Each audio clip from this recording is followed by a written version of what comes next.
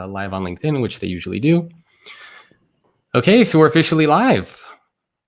So hello, Awesome. everyone. Welcome to another episode of The Future of Work with Jacob Morgan. My guest today, as you can see, is Jonah Berger. He's a professor at the Wharton School at the University of Pennsylvania and the best-selling author of numerous books, including the most recent one, which I think just came out 6 days ago, called Catalyst: How to Change Anyone's Mind. And that's what we're going to be talking about today. So Jonah, thank you for joining me.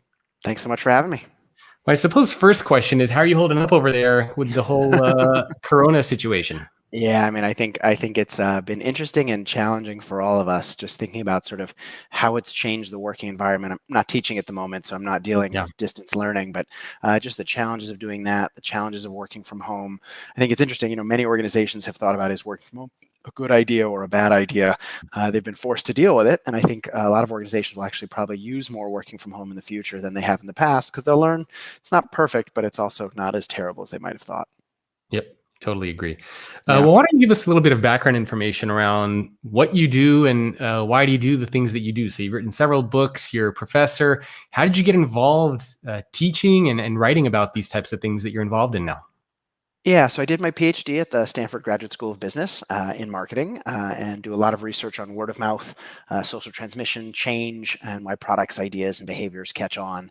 I've taught at the Wharton School now for 13 years, teach the marketing core at the moment, but spent about half my time doing teaching and research and the other half working with companies and organizations. So everything from the big Fortune 500s like the Googles and the Nikes and the Apples of the world to small startups, really helping them get things to catch on, change their organizations, and become successful more generally.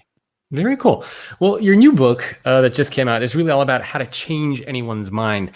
And first question that I'm really curious about is, obviously we're all dealing with this pandemic that's going on out there. Do you find that during times of uncertainty or stress or chaos, is it easier to change somebody's mind versus when things are normal and everything's okay? Yeah, I mean, in some sense, it's a little bit of what you're trying to change their mind about. I think what's interesting about the current situation is everyone's starved for news and information. You look at the media consumption these days, everyone's paying a lot of attention to certain things, but not to others. And so while general uncertainty can be good in some areas, I have lots of clients reaching out to me going, God, how do I deal with this situation? Budgets are slashed.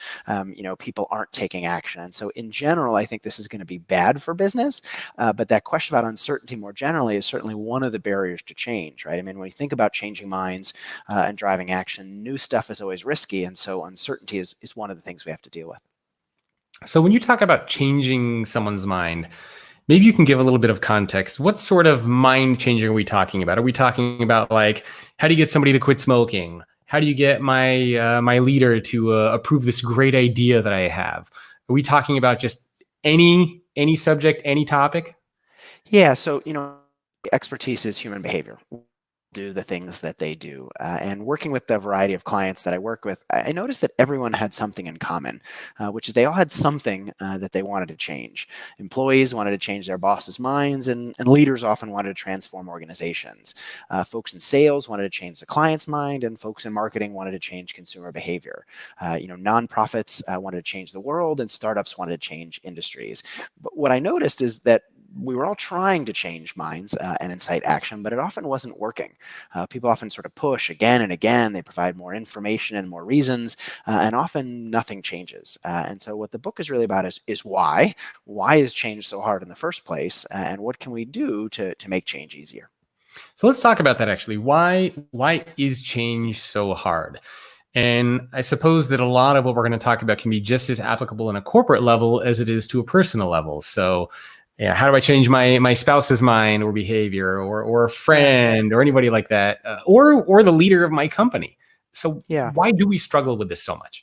Yeah, so I think it helps to start with kind of what we're doing already, why what we're doing isn't working. And most of us, when we try to change minds, whether we're trying to change the mind of a boss, a colleague, or a spouse, we often resort to some version of pushing. right? We think if we just send the boss one more PowerPoint deck, they'll come around. If we make one more presentation in a meeting or provide more information about why we think what we're doing or suggesting is a good idea, people will change. Indeed, when I interviewed hundreds of folks from a variety of different industries and asked them to write down something they wanted to change and what they had tried to do to change that thing, over 98% of the time, people list some version of pushing. And it's clear why we think pushing will work, right? So if you look at a chair, you're sitting in a room, there's a chair in the middle of that room, you want to move the chair, pushing that chair is often a pretty good approach, right? You push that chair in the direction you want it to go, it often moves in that direction. But there's one problem when we apply that same notion to people, which is that people aren't chairs. When we push physical objects, they tend to go. When we push people, they tend to push back. Rather than changing, they often do the exact opposite of what we want. And so what the book is really about is there a better way? Could there be a different approach? And if you look to chemistry, there actually is. There's a special set of substances in chemistry that make change happen faster and easier. They don't do it by adding more pressure or pushing harder. They do it by removing the barriers to change. And those substances, as you can probably guess, are called catalysts.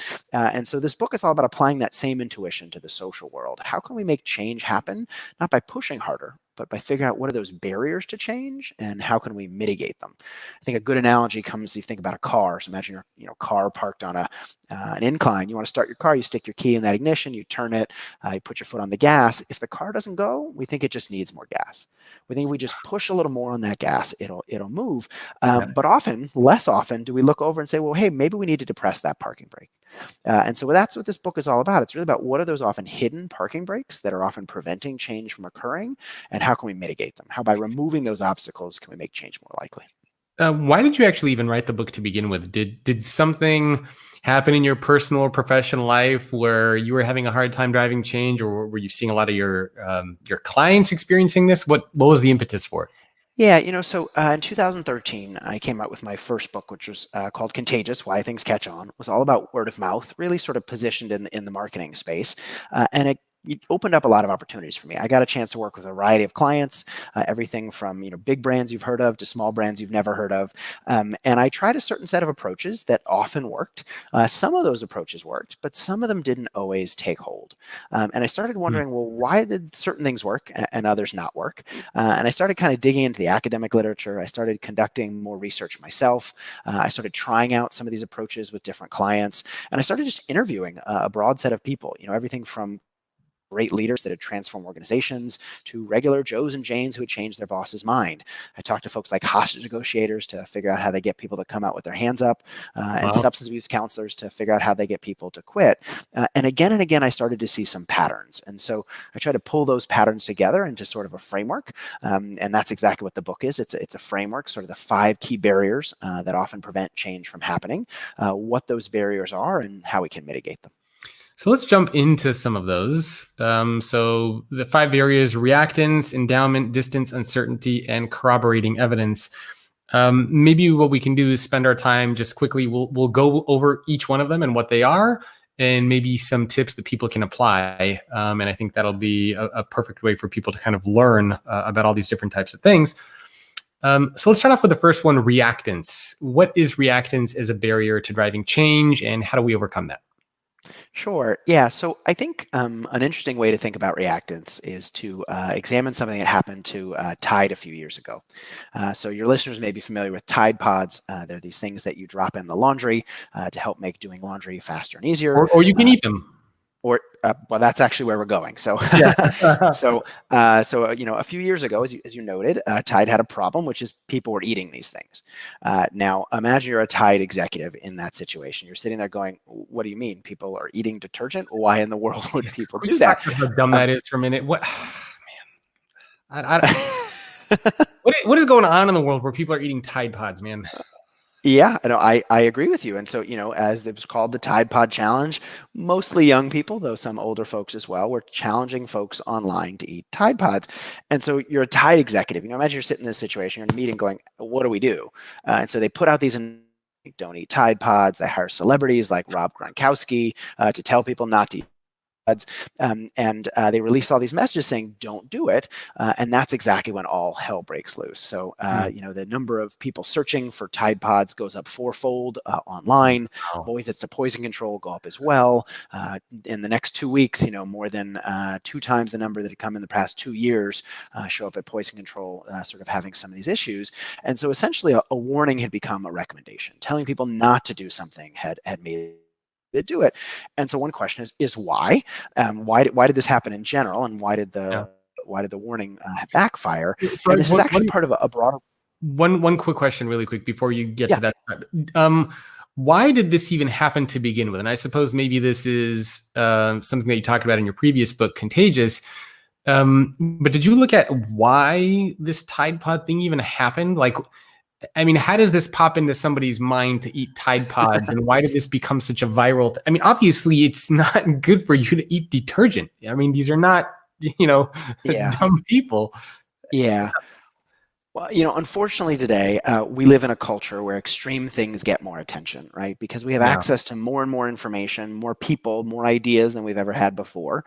It's tough to cut through the clutter. And one way to cut through the clutter is to be extreme.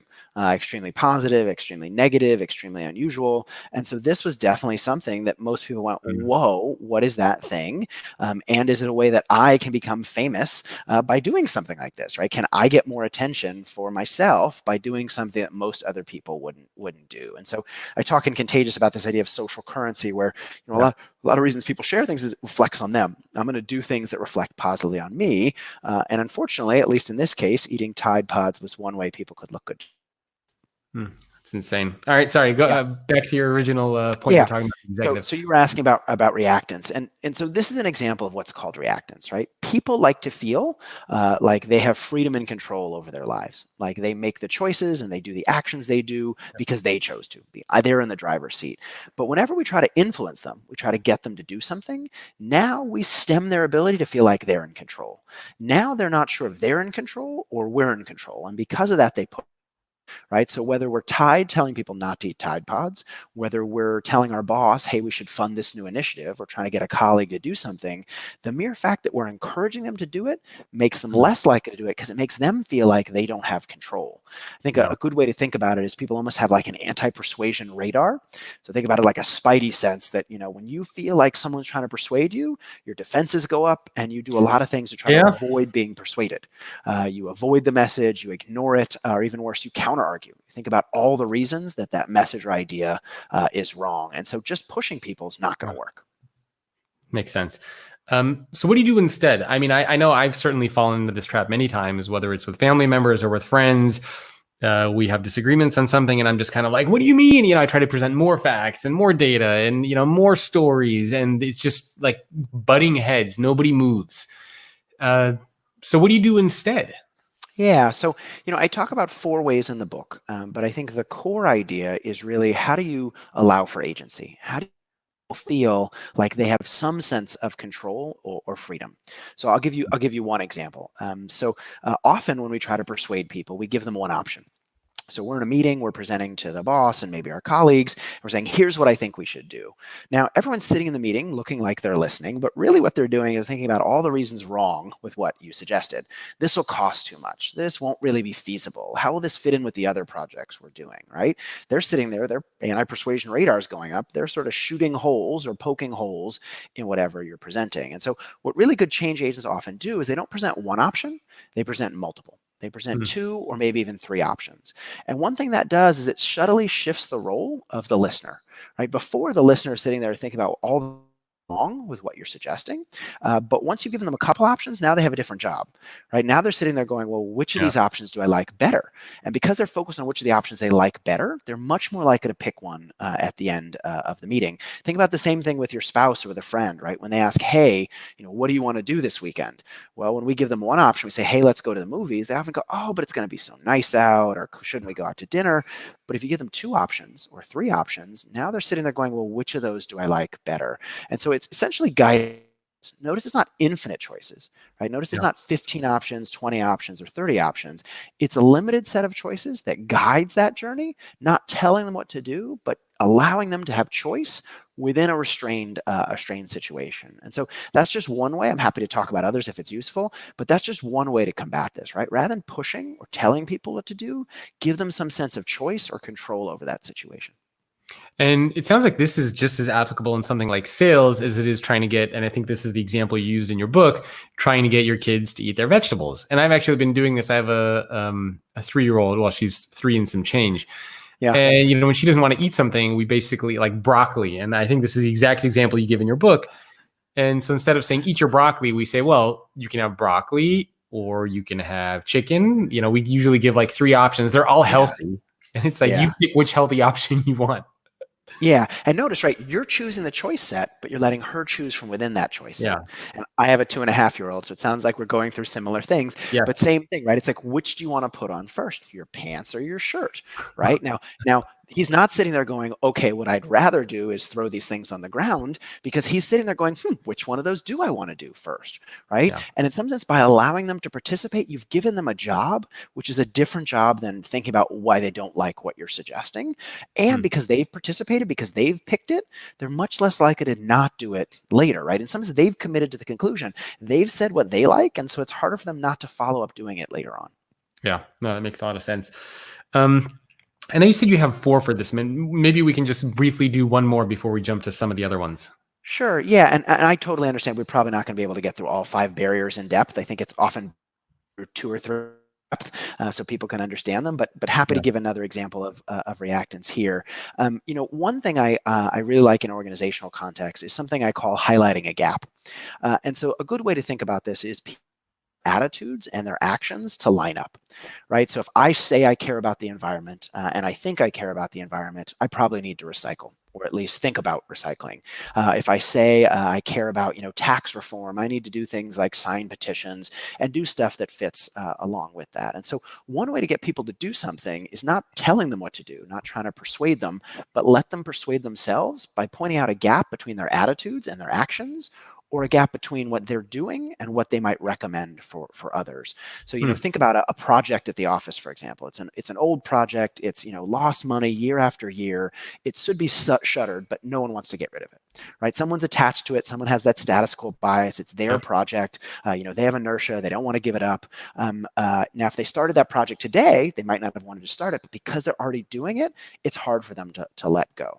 So you could tell them, hey, let go of this project, don't do it, but they're going to be reticent to do it. So one way to switch it a little bit is to say, not about them, but someone else. Say, hey, imagine we had a colleague in another division, or there's a friend of yours at a different company that was thinking about starting a project like this. Knowing what you know now, would you suggest that they start this project? And most people sitting there probably go, well, no, right? Knowing what I know now, I know it's not such a good idea. I probably wouldn't start that project. I wouldn't recommend they start it. Well, then you can say, well, why are we still doing it, right? If you wouldn't recommend someone else starting it, why are you still doing it? And what it does, it points out a gap between what they're doing, thinking, and what they would recommend for someone else, and encourages them to resolve that gap, right? It creates what's called dissonance and encourages them to do a little bit of the work, right? Again, you're not pushing them, you're not selling them, you're encouraging them to buy in and make that choice themselves. I like that approach a lot. I think that makes a lot of sense. Is let people kind of come to their own conclusion by, subtly planting the seed in their mind and letting them kind of get to it on their own, which I've certainly tried to do as well in my personal life too. Yeah, and we can even think of that things like, questions versus statements, right? So, I was talking to a leader who's trying to get employees to work harder, stay after work on the weekend. You tell people to stay after, they're going to say no thanks. So instead he had a meeting where he said, hey, what do we want to be? Do you want to be a good company or a great company? Everyone knows how people answer that question. We want to be a great company. Okay, well then what do we need to do to be a great company, right? And now you're asking people their opinion. They're more than happy to give you their opinion.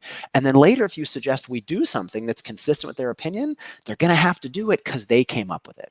The more you can allow them to participate, have a role in that process, the more bought in they're going to be to that outcome. Okay, I love that advice. I think that makes a lot of sense. So the next one after reactance is endowment as a roadblock for why we can't make change happen. Let's talk about that one. Sure. Yeah. So the basic idea of endowment is this notion of the status quo bias, right? And so maybe I'll talk for a couple minutes about the problem in the first place, then we can talk about some of the potential solutions.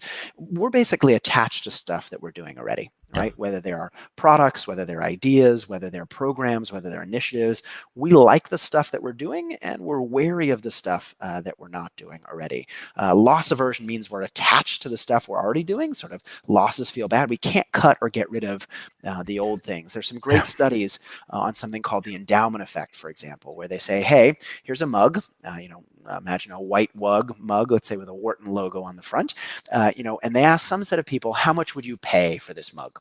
You don't have it already. How much would you pay to buy the mug? And they say, oh, I don't know, $2, maybe $3. And then they ask a second, okay, it's yours. How much money would you be willing to accept to get rid of it? How much money would someone else have to pay you for you to sell it to them? Now, the mug is the mug. Whether you're buying the mug or selling the mug, it's the Yeah. same, white Wharton coffee mug, whatever it might be. And so those valuations should be the same, but they're not. If you already have that mug, if it's something you're already doing, you value it sometimes 2 to even 3 times higher than the folks that aren't doing it already. You have it, you're endowed with it, and so it's harder to give it up. And so one of the challenges then is that how do we get people to let go of the stuff that they're doing Yeah. already? Even homeowners, for example, you're selling a home. The longer you've lived in that home, the more you value it above and beyond market price. It's Yeah. yours, and so you can't imagine giving it up. Hmm. Um, so what's the solution there? Because I imagine that thinking about this is true for so many things. Whether you're even talking about being in a relationship that is not a good relationship, or whether it's Yeah. a leader who won't give up a project, or this is applicable in so many different aspects of our personal and professional lives. And I guess it's understandable because we get these types of attachments to things. So what do we do? Yeah, so one strategy I talk a bit about is something I called highlighting the cost of inaction. And so one of the challenges is, we don't think that the status quo is costly. We're already doing it, right? And so we think new things are costly, and maybe in a couple minutes we'll talk about uncertainty, how new things are risky, people avoid them. But people like the old stuff is safe, right? I'm already doing it, even though it's not perfect, it must be safe. But one thing you have to do is point out there's actually a lot of cost to doing nothing. So there's a great study that was done in a medical context, but I think it applies more broadly as well, where they ask people, look, which do you think causes you more pain? A minor injury or a major injury? So a minor injury being something like spraining a finger, spraining your knee, twisting your ankle, something along those lines, or a major injury, something like breaking a finger, breaking a kneecap, or something else. And obviously, most people say, well, of course, a major injury is more painful, right? It hurts a lot more when you break your kneecap or you break your finger than if you just sprain one of those other things. But if you actually look and you talk to people who have these injuries, you find out something interesting, which is minor injuries end up being more painful. Hmm. And say, well, hold on, how is that possible? Well, the reason that happens is because major injuries, we do a lot of work to get them fixed, right? They're above the threshold that we can't just do nothing. We can't ignore them. We have to go out and get them fixed. And so we do. We go to the doctor, we get that finger set, we get a cast put on our leg, whatever it might be. Minor injuries are below that threshold, but because they're below that threshold, they never end up getting fixed. And over time, they cause us a lot more pain. And I think this is true all the time at the office, right? Where there's something we're doing that isn't that costly in the moment, but add up that cost over continuing to do that things for months or years, and it actually ends up being quite costly. So one thing we have to do is highlight that cost of inaction. How can we make people realize, look, every day this isn't that costly, but over time it is. And so I tell an example in the book where I was talking to a cousin of mine. His name is Charles. And every time he would write an email, at the bottom, he would write something like, best Charles at the end and send the email. And I was like, well, why don't you just add that to your email signature, right? The words best Charles, and every time you write an email, it'll show up at the bottom. And he was like, oh, I don't know how to use email signatures, and it'll take me a while to learn. And, it doesn't cost me that much every time I write this. It's only a couple of seconds. Right? So if you think about it, for him, that's a minor injury, Yeah. not a major one, right? It's not worth doing the work to fix because the work to fix it seems worse than the cost of doing nothing. And so I tried various ways to get him to change. They weren't working. So I tried a different approach. I said, hey, how many emails do you write every day? He was like, I don't know, 50 emails. And I said, okay, how many emails do you write a week? And he said, I don't know, 300, 400 emails. And I say, how long does it take you to write signature for each one of these emails. And he stops to think about it for a moment, and then he opens up, his web browser and types in how to automate an email signature. Because what that did was it showed him that yes, each individual time wasn't that costly, but in aggregate, it was really costly. It highlights that cost of doing nothing might seem really low, but how do we make people realize it's actually above that threshold, so it's worth doing something, right? If it's a minor injury, don't need to take care of it. But if it suddenly seems like a major one, then we'll do the work to get it fixed. So let's say I'm an employee in an organization, and maybe there's an outdated workplace practice, maybe something like a flexible work program, or there's so many outdated workplace practices these days. Whether it's how budgets get allocated, whether it's trying to get approval for something, whether it's a flexible work program, and I'm trying to talk to one of my leaders, and they just say, no, this is how we've always been doing it. I need to be able to see you. How would you even start to approach something like that? So let's say I was your leader and you wanted to get me to change something. How do you even begin that conversation? Yeah, so I think a lot of what I talk about in the book is exactly what you just said, right? So we talked about a strategy, highlighting the cost of an action. But before we even get to that strategy, we kind of have to understand what the problem is. And I think this is one of the biggest issues I noticed, whether it's changing mind or trying to change behavior. We often are not aware of the barriers. We're often blind to why someone doesn't want to do something. Take that boss you just talked about. You have a workplace program you're trying to change. The boss doesn't want to change it. You often actually don't even know why they don't want to change it. Yeah. And if you don't know why they want to change it, it's going to be really hard to change it, right? Imagine you're a doctor, let's say, right? If you don't know what the issue someone has is, you can't prescribe the right medication, right? Yeah. You don't know whether to prescribe one thing or another. You got to do a diagnostic first to figure out what the is. And so I think about this a lot. I have not a huge yard, but a decently sized yard. And so moved into this house recently, have spent more time weeding than I ever thought I would. The first time I weeded, I just pulled off the top of the weeds because that was the easiest thing to do. But then they grew back, right? They grew again because I hadn't found the root, right? And so whether it's a weed or a boss, you've got to figure out what's the root of that problem. You got to figure out what's that underlying cause for why they're not doing what you're hoping they do, and then figure out what the solution is. And so in the case of the boss you're talking about here, I would really start with a set of questions that gets you to the core of the problem. I was talking to a hostage negotiator, and I talk a lot about reactance chapter and some of the strategies he uses, and he starts talking, well, hey, I don't start with the change I want to achieve. I start with the person I'm trying to change, and I start by understanding them. Right? Why is this person holed up in a bank with hostages? Why does this person want to commit suicide? I start by understanding why that person is doing what they're doing, and then I can figure out the best solution. And so with that boss, I'd start by sitting down and asking them, okay, I totally understand and respect that you don't want to change this program. Can I understand a bit more about why? Right? And once you understand more about why, then you can figure out, well, is this an endowment problem or a reactance problem or a distance problem? But until you understand the problem, you can't really prescribe the right solution. Perfect. Okay. I think that's wonderful. Yeah. And I mean, oftentimes we don't understand the problem. I've fallen victim to this many times back when I used to work for organizations as well.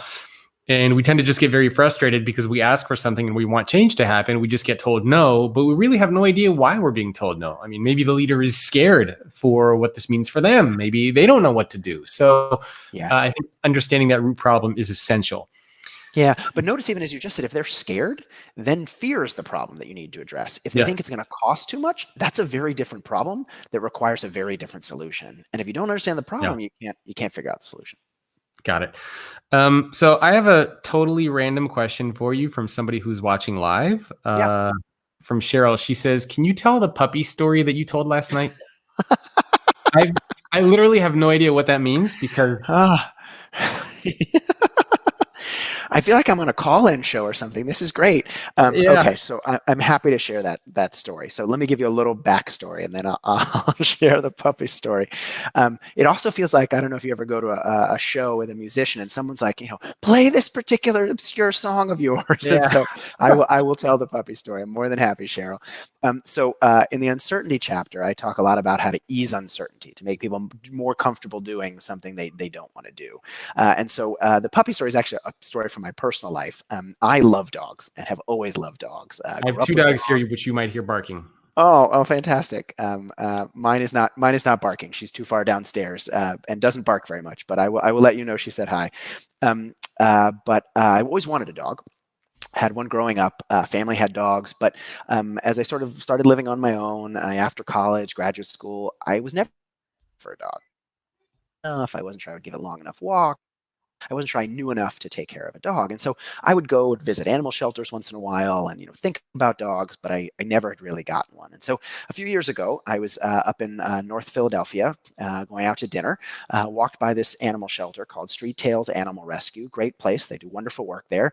Saw this very cute puppy in the window, walked inside, played with this puppy for a couple minutes. She was a little black pit bull mix with sort of a tuxedo coat, so black with sort of white down the middle. Really cute dog. And I really enjoyed playing with her, but I sort of set her down and started to walk out to go to dinner. And one of the volunteers said, "Oh, you look like you really like this dog." And I said, "Yeah, I do, but I'm just not sure I'm ready for the dog." And she says, "Okay, well, we have a 2-week trial period." Interestingly, now that dog is named Zoe, is downstairs as we speak. Now she's 8 years old. She's a wonderful member of our family, but she never would have gotten here if it wasn't for that 2-week trial period. 2-week trial period it didn't make it any cheaper on the front end. I still had to buy food and a cage and all those other wonderful things that a puppy needs. But what it made me feel like was worst case, if it didn't work out, I could bring her back. And of course, no one would ever do that because puppies are wonderful. But it made me feel like, hey, this is going to help me resolve my uncertainty. And so whether it's on the front end, and we can talk a little about it in a couple of minutes, sort of lowering the barrier to trial, or even on the back end, making it reversible, things like trial periods, money back guarantees, they don't just make things less costly in terms of money, they really solve that uncertainty problem. Because at the core, that was my question. Am I going to be a good home for a dog? And what that 2-week trial period did is it let me figure that out. Okay. Another question for you from Claire. She says, do you think that people are struggling with change when the change brings them into a zone of discomfort? In other words, too far from their comfort zone? And if so, do you have any advice for how to get over that? Yeah, so this is really the distance chapter of the book. This is exactly what you're sort of talking about, too far from your comfort zone. And I think a good analogy is to think about people as a raid on a football field. It's easiest to think about this in politics, but you can think about it in any sort of area of life. In politics, there are Republicans on one end, Democrats on another, and they're sort of, those are the end zones, but there are gradations in between, right? Exactly in the middle, sitting on the 50-yard line are the moderates, somewhere on the 20-yard line of each side, or, moderate Republicans or moderate Democrats, and it goes more extreme from there. You can think about the same thing with a workplace situation, right? Someone's really pro and someone's really against. Someone's really supports one thing and something doesn't support something else. And so it turns out people have a range around their position on the field that's called their zone of acceptance. Sure, they have a position on the field. You may be a moderate Democrat or a extreme liberal or a moderate conservative and so on. But you're willing to consider some things that are a couple yards in either direction. Things that are in that zone of acceptance, I'm sure you might not believe them now, but you're at least willing to consider that information. But if it's too where you are at the moment, say the other side of that football field or 40 yards down the field, it falls in what's called the region of rejection, right? Not only does it get ignored, but it often backfires and leads us to do the exact opposite of what someone wants. There's a great study that looked at this in the political domain, for example, where they found that exposing people to information about the other side in politics, so give Democrats information about Republicans and vice versa, actually polarized people rather than making them more moderate. It didn't lead them to sort of see the other side and move towards the middle. Because that information was so far from where they were at the moment, it actually pushed them in the opposite direction. And so how do we deal with that? Well, one way I talk about in the book is to do what I call asking for less. And I think there's a good example of this with a doctor, but we can think about it more broadly in any context. But I was talking to a doctor who was trying to get an obese person to stop drinking so much soda. So as a truck driver, this guy was drinking 3 liters of Mountain Dew. He was morbidly obese. He was drinking them because it's easy to have in the cab of his truck and, would down them as he was driving down the road. And so the tendency in that situation, like the tendency in the office, is to want big change right away. I want everyone to adopt my proposal. I want everyone to switch the way they're doing things. But the doctor realized, well, that's probably not going to work. That's probably going to fall in that region of rejection, be too far and backfire. So instead, she started by asking for less. She said, hey, I know you're drinking 3 liters of Mountain Dew. Would you mind trying to drink 2 for a week? 2, and have another one you can fill up with water along the way. And guy grumbled, didn't want to do it, but eventually was able to do 2. So next time he came back, she said, okay, now can you try going to 1? And he grumbled and he didn't want to do it, but went to 1. And then eventually when he came back, she said, okay, now can you go to 0? And so eventually Guy lost over 25 pounds because what she did is she didn't ask that big thing right away. What she did is she broke up or asks. She started by asking for less, but then she asked for more. Right. And what she did is really she chunked the change in some sense. She took a big change, something that's uncomfortable because it's so different from what people are used to, and broke it up into more manageable chunks. Product designers often describe this as stepping stones. If you think about fording a river, right there, yeah, it's big, it's wide, you don't want to cross it. But if there are some hops you can make along the way, it feels much safer. And so same thing at the office, right? When you're trying to get someone to do something big and new, you ask right away, it might be too scary, something that's uncomfortable because it's very different from what they're used to. Think about working from home. Now, many of us are working from home, but imagine 2 months ago when you might have asked your boss, hey, I want to work from home.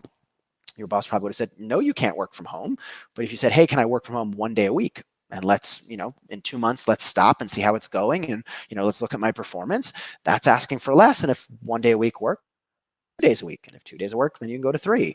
And so thinking about kind of taking a big change that might seem scary and making it not seem so scary by breaking it down into smaller increments. Sort of like that joke, how do you eat an elephant? And so one bite at a time. But I think it's a great joke, right? And very apt in this case. Yeah. Make it feel more manageable. Okay, so ask for small things before you try to do big things. And I think this is very, very applicable for leaders as well. And I love the flexible work example. Start with 1 day a week, see how that goes, and then kind of try to extend a little bit more from there, as opposed to just saying, hey, I want to be working from home full time. Always, see you later. Because that probably won't work right off the bat. Yeah, and I think as a leader, you can think about the same thing. I can't tell you how many conferences I've gone to where someone says, we need to be more innovative. We need to take bigger risks. And that might seem really risky. And so instead say, hey, let's pick one concrete small thing that we can do that moves in that direction. And then once you get people moving, then you ask them for another small one. And later you've eventually got them where you wanted them to go. Okay. So here's another question. And I was actually going to ask you this one a little bit later. It's from Saeed. And he says, change demands having an adaptable mindset. And so what can we do ourselves to be more adaptable? So which I kind of read is, how do we change our own mind? Because sometimes it's not just about other people. It's, convincing ourselves to do something. Yeah, I think that's a great question. And that's one thing I thought about a lot when writing this book. Some people ask, oh, is this about how you change yourself? And my first answer was no, it's a changing others book, how to change anyone's mind. But then I was like, these same principles are equally useful when you're trying to change yourself. So I think the first thing I would say is the same thing we said a few minutes ago, which is figure out what those barriers are, right? Be honest with yourself about what you're not willing to change. Is it that you're scared of the new thing? Is it that you're attached to the old thing? Is it that thing is too expensive? Is that thing too far from what you're doing at the moment? Do you not have enough evidence that it's actually going to work? Start by figuring out what those barriers are.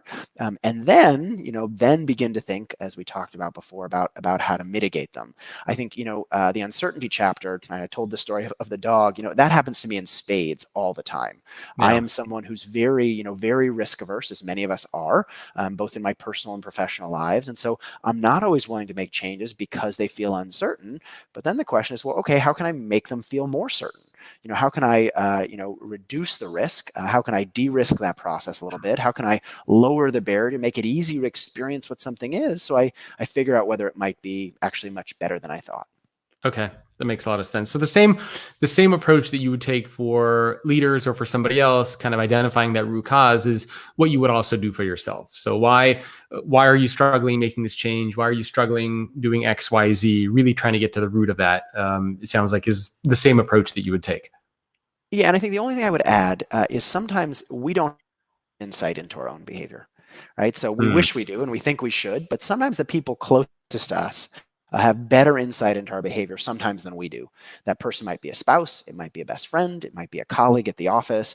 And so not just introspecting about your own kind of barriers, but asking some people around you, why do you think I'm so averse to doing this? What do you think, here are these common barriers. Which of these do you think I fall most prey to? Yeah. That might provide some useful insight as well. It's a good self-awareness exercise, I think. Yeah. So another question for you. This one comes from Lisa, and it's, again, something that I wanted to ask you a little bit later.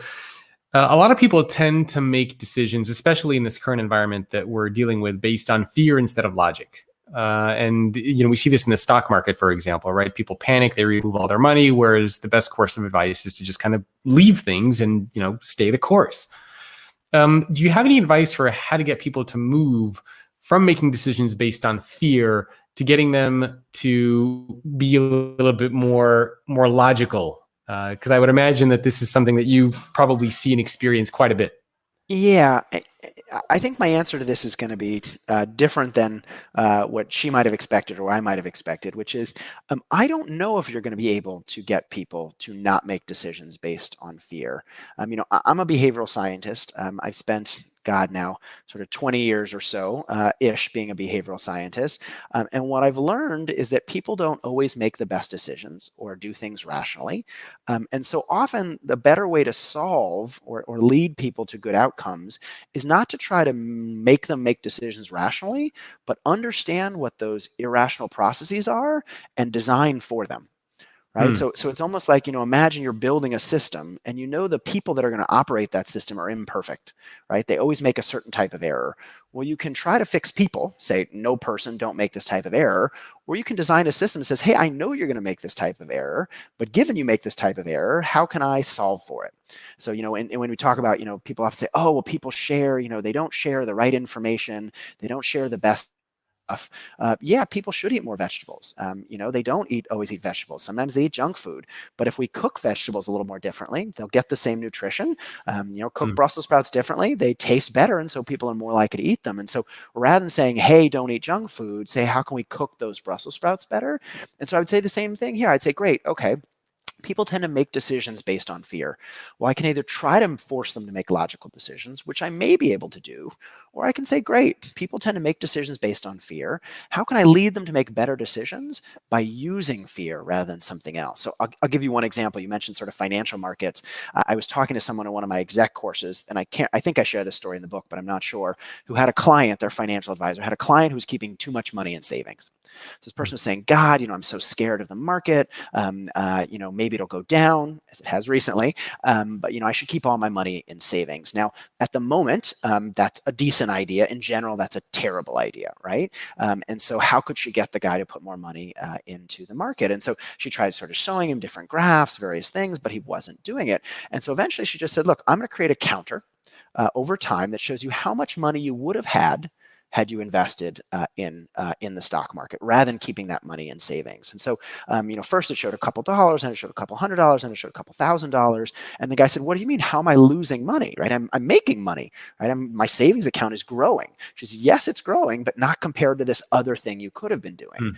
And so she didn't say, "Hey, don't make decisions based on fear." She said, "Okay, you're risk averse. Let me show you that actually this other thing, you're losing money doing what you're doing compared to something else," which encouraged him to put more money in the market. And so I think that notion of kind of designing for users rather than hoping users will completely change is often a better approach. It's funny, thinking of designing for users, it makes me think of The Matrix. Yeah. I don't know if you've seen there's that scene with the architect where he's basically like, we know that Neo is the anomaly and we've designed for that by creating like the oracle that's in there that will steer the decisions that you make. So it really makes me think of that. Like, that somebody's going to take a certain path and you put in these controls to kind of deal with it when they go down that path instead of being like, trying to force them and push them the other way. Yeah. And I think what's tough is, we have the notion that some of these things, we're controlling people, we're manipulating people, isn't that bad. But if you're helping people make better choices, it's not terrible, right? So think about a buffet line, right? There's some nice research that shows, if we put the vegetables at the front of the buffet line rather than the end, people take more vegetables. Now you could sit there and going, oh my God, we're manipulating people. Yeah, but we're encouraging them to eat healthier. Isn't that a better thing? So I think as long as we're using these tools for good, subtle shifts in things that get behavior to change can often be useful. So I think we covered reactance, endowment, we did distance, and we covered a little bit of uncertainty as well, I think. The last one we haven't touched on yet is corroborating evidence. So can we touch on that one a little bit, unless you have anything that you want to add to the other four if you don't think we covered them? Yeah, I think we only have a couple minutes left. So I would do Yeah. is I would say a couple things more about uncertainty, and then maybe we can wrap up. I just think we got into part of uncertainty, but I didn't kind of unpack the other part, and I think that other Okay. part is key, which is kind of how can you allow people to experience the thing that you're suggesting to them. So think about freemium, for example, where we have a free version of a product and a premium version of a product. Think about test drives of a car, where you want people to buy a car. They don't ask you to do it, put your money up front. They say, hey, come check it out. And if you like it, then you'll want to buy it. And so to me, the same thing applies at the office, right? Anytime we're asking people to change, there's a switching cost. Things cost money, things take time, things take effort. We're scared of new things. They're often risky, and we don't know how they're going to pan out. And so one way to make people more comfortable is to lower those upfront costs, to figure out a way to allow them to experience the outcome that you want them to. So I was talking to a guy who worked at a bank, was trying to change his boss's mind. So he was trying to get his boss to sort of adopt this new initiative where they would care more about the customer experience. They would, greet people by name. They would remember customers' birthdays, do all these different things. And the boss was saying, we're at a bank. We're not a hotel. We're not a customer service industry. We're not a warm, fuzzy group. We shouldn't do this. And so guy makes presentation after presentation, hires some consultants, gets the consultants to come in, but the boss won't budge. And so eventually what he does, he takes a slightly different approach. Rather than sort of trying to change the boss's mind, he actually allows the boss to experience what he's offering. So he collects information about all the members of the management team, their birthdays, their anniversaries, how long they've worked on with the company, and he starts celebrating those things. He starts, having people send birthday cards to members of the management team when it's their birthday. When they're going on a long hike, someone knits them a hat. When someone's child gets sick, they raise money for them on Facebook. They kind of do all these things that would be part of that customer experience initiative, sort of building the relationship. Yeah. And then a couple months go by, and then he has another meeting where he brings this up, and now he doesn't have to change their mind because they've been experiencing it. Right? They've been spending the past couple months, being celebrated, having more deeper relationships, building an emotional connection with the firm. And so they've seen the value of that. Now they're Yep. much more likely to say, let's do that for our customers as well. And so I think the question there is really whatever you want to change, how can you allow someone to experience it? How can you give them, in some sense, an appetizer, a little way, not the full sense, but a little sense of what you're hoping they'll do, a lower cost way to experience it themselves, rather than trying to push them, let them say, okay, how does this thing work? And if it ends up working for them, they're going to be much more likely to roll it out more generally. I love that approach, the taste test. Yeah. All right. So we have, I think, like 2 or 3 minutes left. Can you just maybe say 1 or 2 sentences about corroborating evidence, just so we cover all of them? Okay. I think I would say that the key insight from corroborating evidence is when one person says you have a tail, you laugh. But when 5 people say you have a tail, you turn around to take a look. And so sometimes one person is not enough. Sometimes one person saying something or doing something doesn't provide enough proof to change others. And so corroborating evidence is all about how you get multiple sources, which sources are right, how you disperse them over time to drive action. Got it. Okay. Fair enough. Well, since we have 2 minutes left, maybe we can just end on any last parting words of wisdom that you have, and then I'll ask you where people can connect with you and grab the book. But from all the things that we've been talking about for these various roadblocks, barriers, are there maybe 1 or 2 common ones that people will experience more often, or do you recommend that we focus on any one of these more than the other? Yeah, I would say the 2 things I would take away, the 2 next steps as I begin to apply these ideas, outside of thinking about the frameworks and understanding how they work. I think the first thing is just to start by finding those barriers, identify those roadblocks, those parking brakes. We tend to have barrier blindness. We tend to ignore them, but in case we don't know what they are, we can't solve them. And so really start by being more aware of what they are and discovering them. And only then, once we've discovered them, then can we solve them. Right? I talk about Yeah. 5 ones in the book. I think those are the 5 ones that come up again and again and again, but there are others. In different situations, people may experience Yeah. others. And so I would start by understanding those 5 and then look for others in your own situation. Got it. And it sounds like part of this is, you need to have a little bit of empathy too. Oh yeah, I talk a lot about empathy in the reactance chapter, right? Really understanding where others are coming from. Yeah, need to have that emotional intelligence. Well, perfect. Jonah, thank you for joining me. Why don't you mention where people can go to you or grab the book? Anything that you want to mention, please feel free to do so. Sure. Yeah. So best place to find me is just my website. That's Jonah, Jonah, Berger, Berger.com. There are links to the book, interviews, information. There's also a bunch of free resources, a guide on how to change your boss's mind, how to change a client's mind, one pager with some sort of tips and tricks that your listeners can download to get a start while they wait for the book to come in the mail. The book is available wherever books are sold. Certainly Amazon, though I know there's some delays in getting books from Amazon. Yeah, Barnes unfortunately. Barnes and Noble, Audible is definitely a great place to get an audio book at the moment. And so, anywhere where books are sold, and then they can find me on LinkedIn or at J1Berger on Twitter. Very cool. Well, thank you again for joining me. And thanks everyone for tuning in who's listening to the podcast, and those of you who are live. My guest again has been Jonah Berger. Check out his brand new book, Catalyst, How to Change Anyone's Mind. And I will see you very soon. Jonah, thank you again for sharing your ideas and insights today. Thanks so much for having me. All right. See you guys later. All right.